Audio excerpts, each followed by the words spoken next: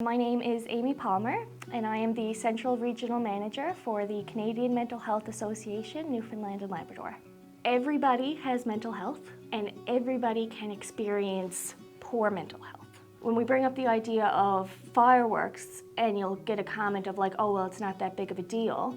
Well, sure, it might not be that big of a deal, but it might be a really big deal to somebody else. We could consider things like those who deal with post-traumatic stress disorder, anxiety or depression, developmental disorders, refugees, immigrants, even first responders and frontline workers. A whole bunch of different things can happen because, of course, everybody dealing with mental health or mental illness, it's all going to be a very individual process and reaction. Most commonly, I think the things that you would see would be panic attacks, anxiety attacks, the intrusive traumatic memories, nightmares. It could bring on the inability to sleep. To have something like a firework go off in the middle of them trying to deal with these things, that can set them right back, 5-10 paces.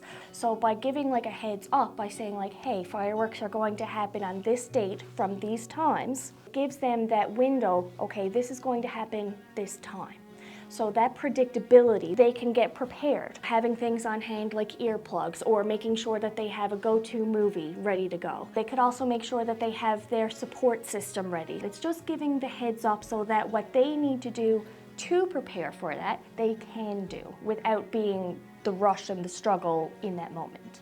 I wouldn't appreciate, random sounds going off in the middle of the night. My neighbor probably doesn't appreciate it either, right? So it's just being courteous, being aware, and just trying to consider those around us.